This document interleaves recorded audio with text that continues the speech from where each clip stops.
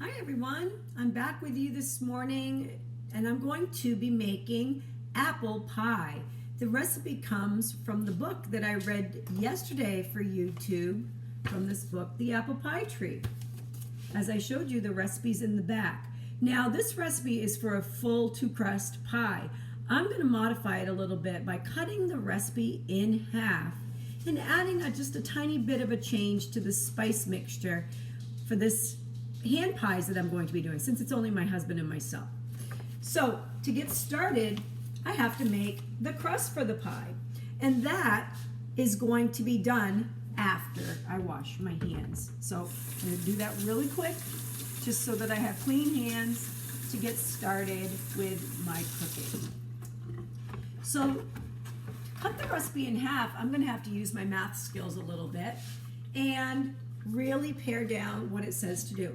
So for the crust, it says first mix 2 cups of all-purpose flour, a teaspoon of salt in a large bowl. Well, I'm going to cut that in half, so I'm only going to do 1 cup of flour and 1/2 teaspoon of salt in my bowl. So I'm going to get out my big bag of flour. I'm going to get my 1 cup measure. I'm going to scoop in and level off like I showed you the other day, making sure that I have it nice and flat to the top. Pour it into my bowl. I'm going to get my container of salt. I'm going to get my measuring spoons real quick, and I'm going to measure out 1/2 teaspoon with my measuring spoon. Shake it off, sprinkle it in, and I'm good to go with that. Now, I'm not going to use a spoon right now because I'm going to be using this cool handy tool called a pastry blender. So I'm just going to move those around a little bit just to get the salt mixed in shortly. The next thing I need to do is to do 2/3 cup of butter or shortening in the bowl that has been kind of diced up in small pieces. I've got this really cool measuring cup that allows me to get exactly the amount, 2/3 cup, scooped out exactly in that bowl. I'm going to move my flour out of the way for a minute, and I'm going to scoop out 2/3 cup of my hard shortening. I generally prefer hard shortening in my crust recipe to butter. I feel like it makes it more flaky, but again, if you only have butter on hand and not the hard shortening, that would work really well. You just want to make sure that the butter is nice and cold to do that. So I'm going to squish it all down, making sure that it is nice and firmly packed in there, and then I can level it off at the top. Scrape off my spoon, and I need just a tiny bit more to pretty much level that off in my measuring cup. There we go. I've got a nice 2/3 cup there. So squeeze and into the bowl it goes. Just scrape off the very excess that's stuck to the bottom of the cup. And I'm going to set my measuring cup aside, scrape off all of that on my spoon, and I'm good to go.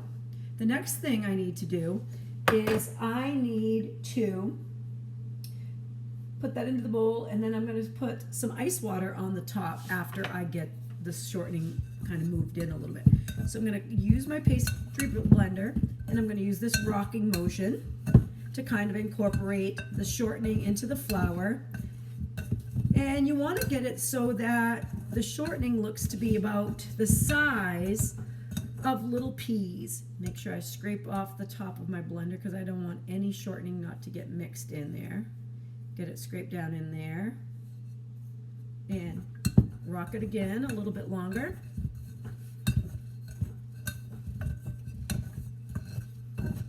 Now, since this is a dessert pie, you have an option of sprinkling in just a tiny bit of granulated sugar. I generally do that, but since I'm following the recipe for this story, I'm not going to bother to do that today, especially since I'm going to be putting quite a lot of sugar in my apples once we get to that stage of the pie. Okay, so I'm going to scrape that all off my blender, and the next step is to add in ice water. Ice water again because you want to keep the shortening nice and cold so it doesn't melt. So since the original recipe says to do 1/3 cup, I'm going to do my 1/3 cup measure but I'm only going to fill it halfway up. I've had ice water chilling for quite some time, so it's nice and cold. So again, this is my 1/3 cup measure, but I'm going to fill it only about halfway because that would make 1/6 of a cup.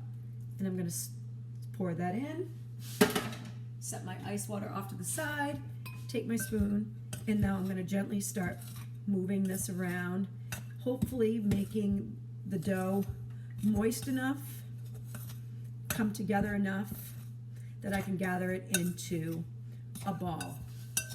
Now with this ball of dough, I'm going to separate it in half once I get it, because I'm going to roll out 2 small circles, one for each of the hand pies that I'm going to make. Okay. Now I bake quite often, so I can definitely tell when I put this dough together if it's going to be a good consistency, that it's moist enough that I don't have to add any more water. If the flour is not coming together real well and it's not making a ball, you might need to add a little bit more water. But this is coming together nicely, so I can gather it pretty much out of the bowl here and start working it into a ball. Packing it together. Dab my bowl to get the rest of the crumbs out that didn't gather. Spin it around a little bit. And I am good to go with my dough. Okay. And there's my dough ball. All right. So now that I've got my ball, I'm going to set my bowl aside, and I'm going to flour my board that I'm going to work with a little bit so the dough does not stick. I'm just going to gather a little bit more flour, sprinkle it on my mat here. Again, I said I'm going to cut it in half, so I'm just going to kind of eyeball it, twist it, and set one to the side. So again, I'm going to gather that into my ball, roll it around on my floured surface, and I'm going to start patting it down into a circle. This is nice and tender dough, so I want to get it as thin as possible. I can use a rolling pin if I need to, but I'm feeling like this is going to work pretty well, that I can get it out to a nice thin circle. Once I've got it into my nice circle, I'm going to then transfer it to my cookie sheet, where I'm going to put the apples on it afterwards. So I've got a pretty good sized circle there. I'm shaking off the excess flour. I'm going to transfer it over to my waiting cookie sheet. And I'm going to do the same thing with the second half of dough.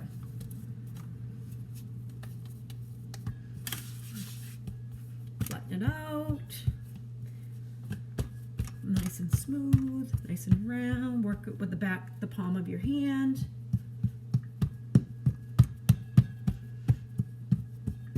Making sure that it's nice and even thickness. And I'm good to go with my second circle of dough. And shake off the excess flour and transfer it to my cookie sheet. Okay. I'm going to pause for just a minute to reorganize my materials, and I will show you the apple part next. Okay, everybody, I'm back now that I've prepped my workspace to start for the next phase of the apple pie. So the recipe calls for 6 to 8 apples, peeled, sliced, cut them up, etc. It says to put them directly in the pie pan. I'm not going to do that because I'm going to mix them up in a little bowl because I'm not putting them in a pie pan. So I'm going to start with 4 Gala apples. I just use what I have on hand. Normally I would have probably Macintosh or Cortland or even Granny Smith to do my cooking with, but I have Galas, so I'm sure they will be just fine. So I have an apple wedger here that I'm going to first of all wedge my apples to make my peeling process a little bit faster and easier. So I'm going to go through each apple with the wedger. All I have to do is push down. Woo! Oh, lost one for the dogs. They'll be happy with me. There's my apple, all nice and wedged. And last one. Now that I've got them all pulled apart, I'll save the cores for my worm farm downstairs when I make their weekly apple smoothie. I mean, veggie smoothie with all of my scraps that I have left for any vegetables that I've had for the week. So again, peel off all my wedges, save my cores for my worms, and take my trusty paring knife now, and I'm going to cut them all up, peel them quickly, slice them up nice and thin. Oops, don't need a seed in there, Mrs. Pinkham. And get them nice and thin into my bowl, getting any remaining core bits out of there. Of course, I'll give the apple peelings to my dogs as well as the worms. Don't want any of it to go to waste. So into the bowl the apples go.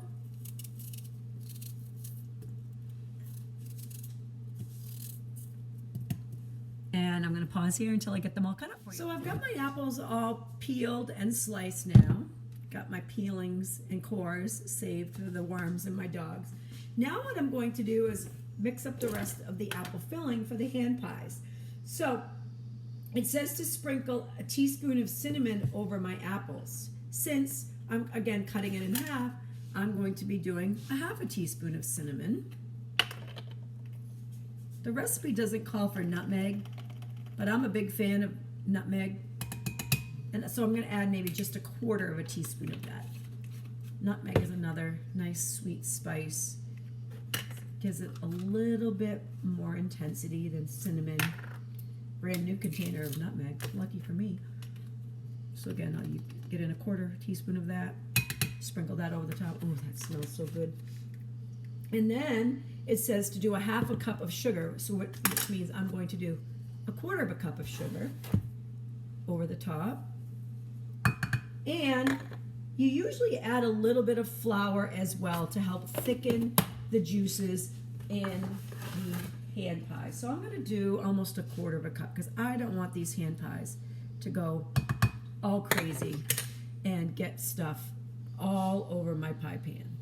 So I'm going to get my spoon, going to toss those together, the flour, the sugar, the spices, just so everything is all nice and coated and ready for the dough circles. Make sure that the flour is getting all over there. So as the heat of the oven, which needs to be set to 400 degrees, by the way, so I'm going to turn my oven on, get it preheating. I've got my apple mixture ready to be put into my hand pie dough. So I'm going to bring my tray over. I covered them with paper towels just to kind of keep them moist while I'm waiting. So there are my two circles. So I'm going to divide each of these pies with half of the apple filling, kind of keeping it more towards one side. But you also want to leave yourself a little bit of an edge gap because I'm going to be folding them over and I'm going to be forking the sides down so that it seals up. Okay, so there's about a half on that one. If I have any filling left over, I may just cook it down to make like an apple sauce, but not the typical kind of apple sauce. This would be more almost like a dessert topping to go over the ice cream or whatever. So I'm going to stack up my apples in the center. I'm going to then, with a little bit of water, I'm going to dampen just the very edges of the crust because a dampened crust on the edge will help seal the edges down. So I'm just going to dip my fingers into a little bit of water that I put in my cup. I'm going to dab it along the edges before I take my fork and pinch the edges down to really seal that crust up. So here we go with the second one. Dabbing water on the edge. Dab, dab, dab, dab. Oh, it smells so good. I wish you had smell-o-vision. Not much smells much better than an apple pie. So I'm going to fold my dough over as carefully as I can. It's going to be thick. I'm going to try to pinch the edges down first of all with my fingers. tucking any apples back inside that may have tried to escape. Again, fold my crust over, pinch everything down, pinch, pinch, pinch. And I'm going to turn my pies on my sheet so that they both fit nicely. Now I've put parchment paper on my sheet just so that it doesn't stick if any of the filling starts to leak out as we're baking. So then I'm going to take my fork and I'm going to fork down the edges. Now it works best if you actually have a little bit of flour in a cup that you can dab the tips of your fork in so it doesn't stick. So again, you do it with a motion kind of, you push down, pull back, push down, pull back. You usually can do a couple of stabs with the fork before you need to reflour. So push down. Ooh, I almost lost my hand pies. Push down, push back. Sealing those edges. Almost done with the first one. Now normally with a regular apple pie, you have to cut a vent hole in the top. Now because the folding over process caused a few little surface cracks in my pies just because of the height of all of the apples, I have natural vent holes that have kind of already made themselves. But I might poke just a couple more knife slits in the top just to make sure that we don't have an apple filling explosion in the oven. So I'm going to just give a couple of little surface vent holes. Now I generally like to take my shortening and do just a light smear over the top when I go to bake any of my pies, because that, in addition to a sprinkling of sugar, there's a little shortening on there, really helps to brown up the crust and to give it a nice, crunchy, beautiful golden brown texture. So you're not probably going to be able to see this very much, but again, I'm just kind of lightly just putting a little bit on the edges. So some people actually mix up an egg with a little bit of water. That's an egg wash, and that's perfectly acceptable too. I like to do the shortening sugar trick instead. So I'm just going to lightly sprinkle a dusting of sugar over those hand pies. And there you are, ready for the oven. When they're done, I'll come back and I'll show you how good they look.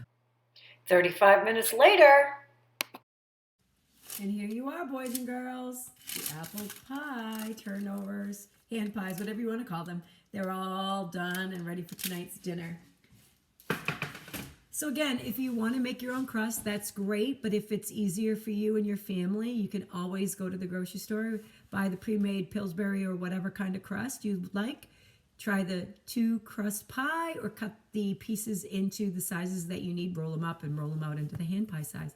Hope you had fun watching that. I look forward to seeing you all again soon. Miss you. Happy baking, everyone. See you soon.